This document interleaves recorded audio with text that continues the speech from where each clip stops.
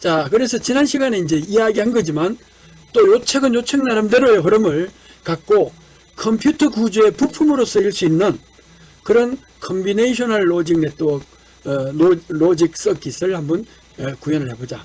그래서 하프헤드예요. 하프헤드는 어떻게 돼요? 트루스 테이블 T자를 딱 써놓고 T자, 트루스 테이블은 어떻게 돼요? 조합회로는 디자인할 때 일단 트루스 테이블을 만들어줘야 돼요.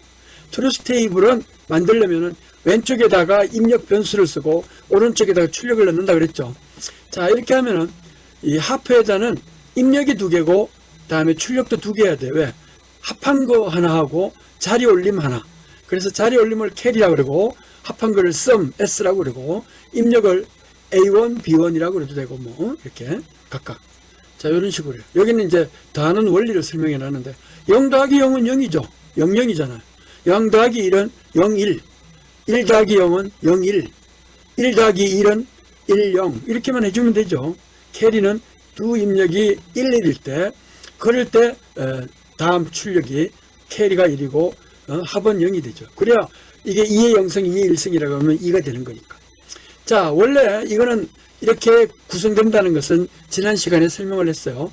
이거를 C에 대해서 예를 들어서 카노맵을 작성하고 다음에 여기 S, sum 11에 대해서 했더니만 01, 10일 때는 요거는 이 S는 exclusive OR 게이트예요.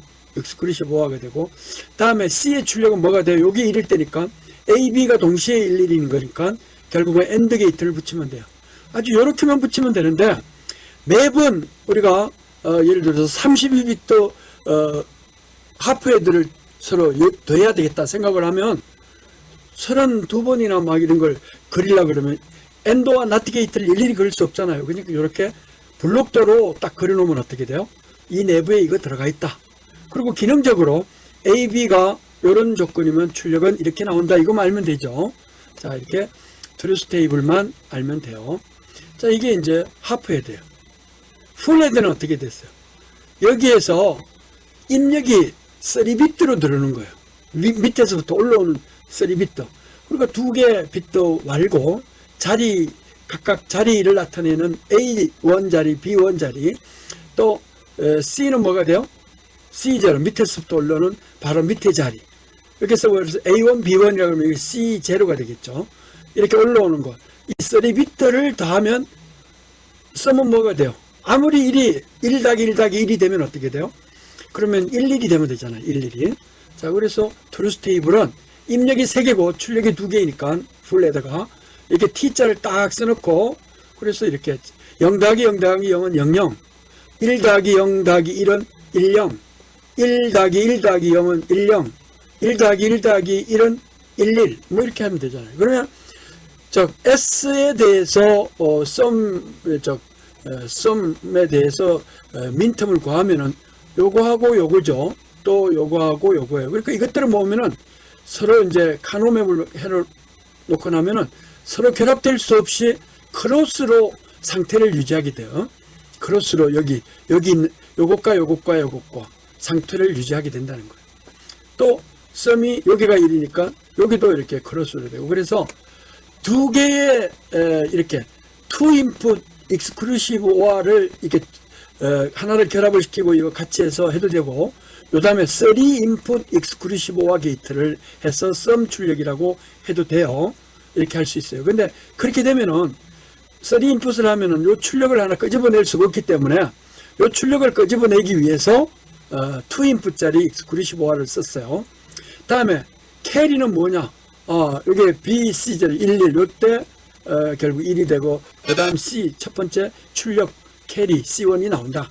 이렇게 정의하고 쓰면 될 거 아니겠어요. 자, 그래가지고 이렇게 블록들을 나타내면은 하나만 알면은 4개를 붙였어요. 이렇게 4개를. 4개를 붙이면 어떻게 되나요? 이걸 우리는 이제 하나가 1비트짜리니까 4비트 애더라고 그래요. 4비트 애더. 그러니까 여기 밑에서 올라오는 거는 C0가 되는데 C0는 밑에서 올라오는 첫 단어 없으니까 0이라고 하고 그 다음에 출력을 여기다 C1에다 연결하고 여기 출력을 C2를 여기 다음 단에 연결하고 이런 식으로 쭉쭉 연결해요. 자, 이런 식으로 이제 캐리 입력을 캐리 입력을 다음 단 그 캐리 출력에서 C0에서 받아가지고 연결해 줄 수 있죠. 이런 식으로 딱 하면은 입력이 딱 들어오고, 다음에 각각 더해가지고 각 비트 처리해가지고 토탈 썸 비트 4비트하고 다음에 하나 올라가는 캐리 비트가 만들어질 수가 있어요.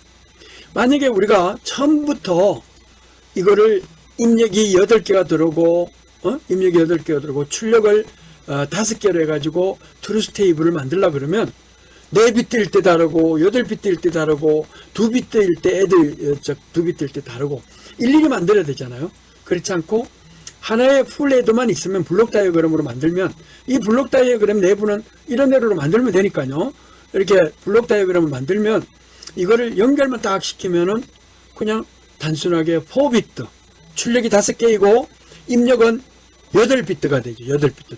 왜냐면 각 입력이 2비트씩이니까 각각 8비트씩 해가지고 나올 수가 있다. 나중에 이렇게 4비트 애들을 하나의 또 블록으로 나타낼 수 있죠. 입력 4비트가 2개, 출력 썸비트가 4개, 다음에 캐리가 하나, 뭐 이렇게 넣을 수도 있잖아요.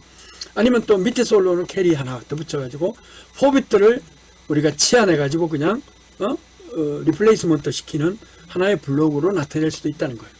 이거는 4비트에 대한 얘기지만 8비트도 이거와 같은 걸로 하면 되죠. 자, 근데 요렇게 만들어 놓으면은 애더가 계산하는데 시간이 얼마가 걸립니다. 모든 거는 이 엔더와 낫 게이트들에 의해서 연결된다 그랬죠.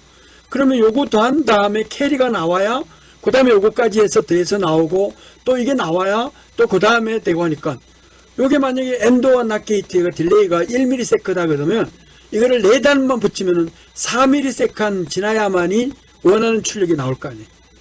그래서 왜 하이스피드 칩이 필요하다는 거예요. 이게 만약에 0.1ms마다 풀레더가 된다 그러면 4개를 붙여도 0.4ms마다 딱 되잖아요. 그러니까 이게 스피드만 빠르면 별 문제가 없는데 일반적으로 이런 것들이 스피드가 대부분 정해져 있어요. 뭐 그러면은 이게 밑에서부터 캐리가 다 계산이 돼야 얻어진다. 그러면은 한참 걸리겠죠. 그래서 요 캐리는 결국은 이걸 받아가지고 만들어내는 거니까 이런 캐리만 별도로 만들어내는 조합회로를 하나 더 여기다 만들어놔요. 이런 입력을 다 받아가지고 캐리 출력만 끄집어내는 걸 하나 만들어 놓으면은 이게 1ms이다 그러면 1ms마다 다 출력이 나오고 1ms 안에 나오고 그 다음에 이것도 1ms 안에 나올 거 아니에요. 그런 식으로 어떤 스피드불하게 우리가 컴퓨터가 말이에요. 30년 전에도 가정용 컴퓨터가 한 100만원 정도 됐어요. 20년 전에도 한 100만원 정도 됐어요. 10년 전에도 퍼스널 컴퓨터가 한 100만원 정도 됐어요. 지금도 한 100만원 정도 주면 뭐 좋은 것도 살 수 있고 나쁜 것도 살 수 있고 그래요. 근데 뭐가 달라졌느냐? 이 스피드가 있잖아요. 처리하는 속도가 아무튼 한 100만 배 이상 빨라졌다고 볼 수가 있어요. 그러니까 스피드가 얼마나 빨라졌느냐는 거는 사용하는 클럭을 기준으로 하는데 이 1970년도 처음에 마이크로 프로세서가 나왔을 때 그 8비트짜리 마이크로 프로세서가 나왔을 때, 즉 CPU가 나왔을 때 그때의 클럭이 한 1MHz 밖에 안 됐어요. 1MHz. 근데 지금은 어떻게 돼요? 이게 1메가에서 수십 기가헤르츠가 된답니다. 그러니까 어떤 일을 기준으로 하는데 10만 배, 만 배 막 이렇게 증가돼 버렸어요. 만 배 정도 증가되니까 어떻게 돼요? 그게 한 번에 수행하는 게 16비트로 늘어났다. 그럼 4배 늘어났죠. 그러면 40만 배. 뭐 이렇게 계산을 쫙 하다 보면은 그 한 수백만 배 정도 스피드가 빨라졌다. 이제 이렇게 볼 수가 있어요. 자, 그거의 첫 발자취가 바로 이거예요. 왜 여기서 스피드불하게 필요하냐면 이게 4비트만 하더라도 예를 들어서 딜레이 없이 하려고 그러면은 요거 처리해야 캐리가 나와서 이거 처리할 거 아니에요. 그러니까 이거를 C1, C2, C3를 이렇게 처리할 게 아니고 요 값에서 입력해서 논리 에러를 조합 에러를 하나 더 써가지고 C4를 바로 계산해 버려요. 그러면은 한 칩마다 딜레이가 1ms이다 그러면 1ms마다 다 처리될 것이다. 근데 그게 아니고 만약 이걸 8비트를 붙였다 그러면 이 출력을 최종적으로 끄집어내는데 8ms, 8배의 시간이 걸린다. 그런 얘기잖아요. 자, 그래서 이제 스피드블하게 하는 것이 하나의 문제이긴 하지만 아무튼 여기서는 그냥 그것부터 또 생각하면 골치 아프니까 일단은 4개의 풀헤드를 붙여가지고 결국은 하나의 예를 들어서 4비트짜리 8비트짜리 풀헤드를 만드는 그런 방법. 만약에 이거를 구분 안 짓고 일일이 트루스 테이블을 만든다 그러면은 아마 트루스 테이블 만드는데 입력이 8개라 그래봐요. 그럼 01010 뭐 이렇게 해가지고 이 칸 있잖아요. 이게 이 밑에 옆줄 이게 256개 입력 조건이 나와야 될 거 아니에요. 자, 그게 어려워질 수가 있단 말이죠. 만약에 이제 우리가 또